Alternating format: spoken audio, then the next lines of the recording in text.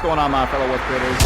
Guys here. Welcome to part 2 of my video response to the Wealthy Accountant, the article that we're breaking down where he's talking about infinite banking. There's a lot of misconceptions, a lot of misunderstanding here, so I wanted to clarify it. But I think it's really productive to do this kind of stuff, and so that you guys can see both sides of the story and the argument, and you can make an informed decision on whether or not infinite banking makes sense for you. It absolutely did for me, but it was only until I really did my research and I listened to both sides, and one side made more sense for me, anyways, for my goals, for my situation, my values and beliefs, right? So let's pick up where we left off, and I will drop part 1 down in the description in case you have not seen that yet. Definitely want to make sure that you go through that first before you watch this one, because some of this might not make as much sense. But anyways, all right. First, let's see. He was starting to talk about the premise of infinite banking is to have ever-growing pile of money in a low-yield savings vehicle. That's correct. It is a very efficient savings vehicle. Only way to turn this into a win is to use faulty math. That is absolutely not true. But first, let's review the future value calculator. You can use a variety of other calculators to get the same result. Okay. Let's see, number of periods, tens. What are we trying to do here? Future value, 472,000. Okay. Let's see what he says about all these numbers. After 10 years, you manage a bit more than 2% annual rate of return. That's usually how these policies work, is like by year 10, you're typically, I don't know, it depends on how you design them, but you're typically between like 1.5% and 2%. 20 years, you're at like 2.5% to 3%. And then by year 30, you're at 3.5% to 4%, maybe 5%, depending on the company. Again, the design as well. But here's the thing I want to clarify too, though. When you reach in this example, when you reach year 10, and you're doing a bit more than 2%, that doesn't mean that your policy is now growing by 2% or earning that 2%. It's retroactive. So it means the policy has been growing at 2% the entire time. And it's just getting more efficient over time, but it's that 2%, it's not finally growing by 2%. It's as if it was earning 2% the entire time. So when you reach that 20, 30-year mark, again, I mean, these are long-term policies, just long-term products that we're utilizing here, just like a 401k, just like really any other financial product that we're using to build wealth and maybe secure our retirement income, et cetera. These are long-term products. So by year 30, you've now had a savings vehicle that has netted 3 to 5, that has grown by 3 to 5% tax-free for the entire life of the policy. So important to make that distinction. Of course, infinite banking cheerleaders will have you believe you can borrow out your own money and invest it in other income-producing investments. You can. That's how I use my policy. The bank, the idea is to get you to believe you can earn money on the money borrowed from your infinite banking policy. It's not an account, it's a policy, while simultaneously collecting a profit on other investments with that same money. Yes, that's true. I go through. I did a video not that long ago about the first investment I closed out utilizing my policy. Make sure you guys check that out. The numbers are, I mean, when you see the numbers, then all this stuff really starts to make sense. So go check that out. Leads us to the next fatal flaw. Infinite banking loans are not what you think. And I just want to clarify here too, where when we set these policies up, okay, you're able to borrow against your cash value, okay, whatever that amount is. So when I set my policy up, I put 120,000 in for the first year. I have access to about 105,000 that I can now borrow against to make investments, build wealth, take care of emergencies, etc. And then there's an interest cost of that. My current loan rate right now is 5.5%, and I pay that to the life insurance company, not to myself. Okay, so there is a small cost of doing business within this private banking system, but to me, it's a very, very, very small price to pay in order to have this system available to us. All right, so when you take a loan from your whole life insurance policy, what really happened? First, the cash value is a contractual promise. That's true. The money is really in the general fund of the insurance company. That is true. And so instead of making investments with that money, they lend it to you and charge an interest rate. And actually, they're happy. They love doing that because it's one of the most secure investments that they make in their general fund because it's collateralized by the death benefit already. So yeah, it's good stuff for them. Let's see. We'll discuss this later. Okay. He's going to talk about 2 alternatives that actually work. Okay, I would love to hear what that is. All right, let me make this more clear. The cash value belongs to the insurance company. It doesn't belong to you. I think we're getting into a little bit of the semantics here now, that I don't think is really beneficial. Like, the cash value is just the equity you have in your policy, just like the equity you have in your home. Except the difference is we don't need to apply or ask permission to access our money, like get approved for it. Like with my policy, I log into my online portal. I tell the life insurance company how much money I want, and it's in my account in 2 to 3 business days. No questions asked, no application, no approval process, no credit checks, no debt to income ratios, tax returns, bank statements, none of that. It's just, I want this amount of money based on the amount of equity that I have in my policy, which is the cash value. Send it to me. That's it. No questions asked. With the equity in your home, for example, you have to apply for that, and they could also take that away from you at any time. So very, very big difference there. And now, like, who it belongs to, I don't know. I'm not really sure that that's very productive or useful. The properly structured whole life policy, bandied, okay, about by sellers of infinite banking, is really just a life insurance company that is owned by policyholders and pays a dividend. That is true. We buy our policies from mutually owned life insurance companies, which makes us a part owner in the company, and therefore the profits of that company are distributed back to the, back to the policyholders in the form of dividends.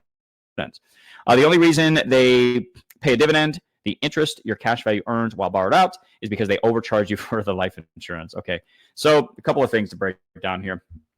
So first off, they don't. It's not like they're. Check my internet here really quick. I think I'm hopefully I'm not lagging. All right. So if that were like actually the case, then, or if that was the only part of the equation here when it comes to paying out dividends, my policy wouldn't grow. Like, every time I make a payment, I would just get my money back, and my policy wouldn't grow by more than what I've put in a lot, long term. So like in my policy, because you don't have to pay into these policies your entire life. It's going to be there your whole life, but you don't have to pay into them. So I can set up a 10 pay, 20 pay where I pay into the policies for 10 or 20 years. But they're still going to pay me a dividend even after I stop making payments, which means there's probably a little bit more going on than just returning premium here. Okay. So they also have their general fund, and that typically makes 4%, 5%, 6%, depending on the company. Part of those profits are distributed back to policyholders as well.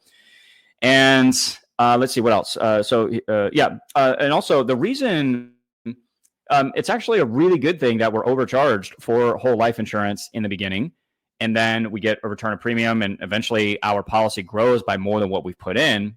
I'd say that's pretty good. That's a pretty good deal. But the reason that they overcharge us is because of the guarantees inside of the policy, where basically they're making sure that they're able to meet their obligations when it comes to death benefits, outstanding death benefit obligations. All right. And overcharging, particularly in the beginning, is what allows the costs for the policy to remain level throughout the entire policy. It's guaranteed, the costs are guaranteed not to increase, unlike something like an IUL that's built on annual renewable term, where, yeah, it starts out cheaper in the beginning, but then when you're 70 years old, your cost of insurance is through the roof. Now, I'm not going to dive into IUL on this video, right? I talk about that ad nauseum, repeatedly on my channel, but the cost associated with the whole life policy, that stays level. So when you're 70 years old, you don't have to worry about getting a bill from the life insurance company saying, hey, your cost of insurance is $50,000 this year, or whatever it is, depending on what your net amount at risk is that year. That doesn't happen with whole life because they overcharge in the beginning. So it is more expensive in the beginning, but it's actually cheaper for the death benefit later on down the road. So yeah, the overcharging, once I understood how it worked, it's like it's a good thing that they do that, because again, we're setting these policies up for long-term benefits, long-term goals, and in the long run, I want my cost of insurance to be level. I don't want it growing exponentially, when I get older, and creates all kinds of problems. The math of infinite banking. Let me share my screen again here. All right. The math of infinite banking loans also masks a cruel truth. Each insurance company is different, so my examples is not a perfect match to all properly structured infinite banking examples. Okay. Hang on one second, guys. Yeah. Sorry about that, guys. I think we are lagging a little bit here. Hopefully it's not too bad. It's just I think it's all the ads on the page here. It works like this. When you get a loan, your cash value, when you get a loan of your cash value, you pay interest. That's correct. This is an additional funding of your infinite banking account and not revealed in the illustration. It's not funding. Again, it's not. You're not contributing any more to your policy. Like when you pay the loan back, it's not going to make your policy grow anymore. You're just restoring the cash value that you borrowed. That's it. But it is so. Like for example, when I took my policy loan for my car, I still have my premium payments every year that I make. Plus, I'm paying monthly to put that money back into my policy for that. Like I'm paying down the policy loan. But that's a good thing. And again, it's like I'm just putting money back into my savings vehicle, and every payment I make, it restores that exact amount of cash value minus interest costs. So I can then use the money again without interrupting the compound growth. Let's see. Imagine if they would have added these amounts to their sinking fund. I addressed this, the sinking fund example a lot in part 1, so make sure you check that out. But there's just so many more advantages that you have using an infinite banking policy versus this sinking fund. Worse, the insurance company may charge 5% while crediting your cash value 3% on the money's borrowed out. Okay, so this is a fundamental misunderstanding of money. And, this kind of stuff is a little concerning to me when it's coming from accountants. All right, because this is pretty basic stuff, guys. I just want to show you here. I'm going to show you an amortization schedule.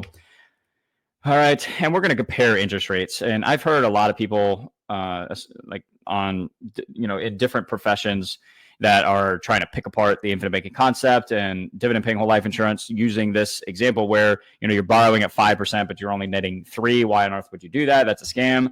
No, it's not. You just have a fundamental misunderstanding of how money works. So I'm going to use $28,000 for, because that's what I used to purchase my car. We're going to do 40 years. Actually, I'm sorry. No, we're going to do 5 years as if I received a regular, like traditional financing bank loan, whatever. All right. The interest rate, we're going to do at 4%. All right. Now watch the numbers here, guys. All right. So I'm going to calculate this. All right. So we're at 34,000. Let's go to our amortization schedule. Let's do the same thing. We're going to take a loan of $28,000. We'll go out 5 years. Let's make the interest rate 8%. So we're going to pay twice as much on the interest rate than what we're going to earn within our compound, our policy, which is going to get that 4% compound growth. Watch this. What is the total amount paid in 60 months?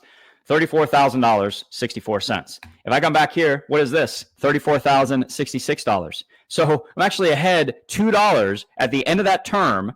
All right, we're not talking about a lot of money. This is just you could use whatever numbers you want here, but the point is I paid double the interest rate on that loan, and yet my policy grew by more than what I paid on the loan. So what that means is I could have a loan interest rate double what I'm earning in my account. But if the money that I've borrowed, that interest rate at 8%, is simple interest, okay, and the 4% is getting uninterrupted compound interest, you could have a much higher interest rate that you're paying for the loan than you're earning in the compound growth and still come out far ahead. Like if we were to put these numbers out, like the years out even further, it probably, that's when the numbers get really crazy with compound growth. So this is very misleading. Like when you see this initially and you don't do what I just showed you and you stop there, and I thought this too originally until I plugged in the actual numbers. Like when I see I'm being charged 5%, but I'm only growing by 3. Well, yeah, that's a problem, right? No, it doesn't have to be. It depends on what kind of interest rates we're talking about here, what type of loan we're talking about. So he continues, $1 million in loans means you are pumping an additional $20,000 per year into the life insurance policy. This further reduces your rate of return. No, it doesn't. If you don't make payments, no problem. So you don't technically have to pay the policy loan back, but you absolutely want to. And if you don't plan on doing that, infinite banking is absolutely not for you, because we use the infinite banking concept for, we use the cash value in our policies primarily to build wealth, but we're not just taking the money out and then never putting it back in. We want to keep recycling those dollars, pay the policy loans back, and just rinse and repeat the process. As long as you have enough cash value, as long as you have enough cash value to pay for the interest, thereby increasing your loan amount. That is true. If you don't, that's one of the, you have to be a good steward of your money, where if you don't pay back the policy loan, that simple interest is going to compound against you. So, and it will increase your loan amount. So that's why it's important to make sure you're paying back your policy loan. When the cash value runs out, the policy lapses. That is true. And tax problems follow. That is true. Like I said, though, you got to be really irresponsible with a whole life policy for that to happen. Even if the insurance company credited your cash value for 100% of the interest that you are paying on the loan, you're still not getting a free ride. You are paying the interest credited to your cash value for the amounts loaned out. Yeah. Okay. I don't ever hear people complaining about or talking about when you take a HELOC. I don't really hear this conversation around paying interest to access your equity inside of a HELOC. Where's the complaints on that? Why isn't that ridiculous, right? Why is it only with life insurance when we're taking policy loans does this concept not make sense? It's just a bizarre thing to hear. Yes, each insurance company whole life policy properly structured for infinite banking will vary. Yep. But it is easy to see you're not getting, well, I don't know who's out there saying that you're getting something for free. I don't know where you're getting that. I haven't seen that. We're just using a very efficient savings vehicle to implement a very powerful financial strategy. That's all we're doing here. Nothing's free, though. If you use this same method with a sinking fund, as we discussed above, your account balance, a de facto cash value, if you like, will increase. Your cash value in your dividend-paying life insurance policy increases too, uninterrupted. And that is what you want from your sinking fund if you want to maintain buying power as prices climb over time. No magic involved. This doesn't make any sense. I'm sorry. When you deplete that account to use for emergencies, wealth building opportunities, large capital purchases, that money is gone. While you restore the money in the account, that money will start to earn interest again. But when you make that purchase or that investment, whatever it is, that money is gone, not earning interest anymore. You're interrupting the compounding process. With a life insurance policy, that is not the case. We are getting that true uninterrupted compound growth. Now we turn to the last fatal flaw. If infinite banking, we will discuss in this article before offering two methods that do work. You can't have your cake and eat it too. Okay. Here's one nightmare infinite banking proponents never want to talk about. When you die, what happens with your whole life insurance policy? Oh, this is going to be fun. I love this argument because it makes zero sense. It's just entertaining for me. But this, I guess it is a legit question, especially when you hear stuff like this. So your beneficiaries get the death benefit as promised in the contract between you and the life insurance company. Wonderful. What happens to the cash value? The insurance company keeps it. Nope. Wrong. And I think I'm going to finish up this part 2 here and work on my internet. So sorry about that, guys. I hope it's not too bad.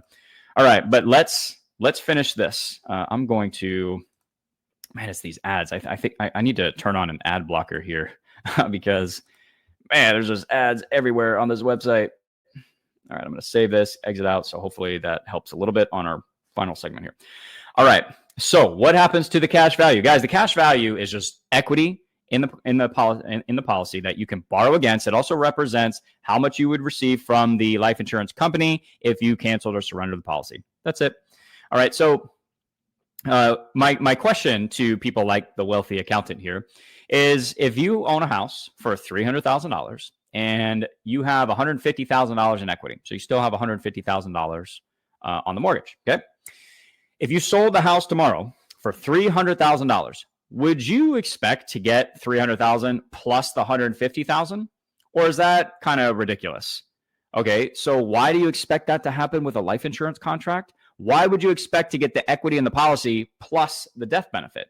That makes no sense. And if you just look at how the death benefit is calculated, this is pretty basic stuff, guys. So when you have the death, so you have your death benefit. Let's say I have $1 million death benefit, and let's say I have $500,000 in cash value. That's my equity, just like the equity in a home. Okay, so what happens is there's let me back up. $1 million death benefit, $500,000 cash value. $1 million minus $500,000 is $500,000. That represents what's called the net amount at risk to the life insurance company. Okay, so what happens essentially when you pass away is you could argue that your beneficiaries actually get the cash value, because here's what happens.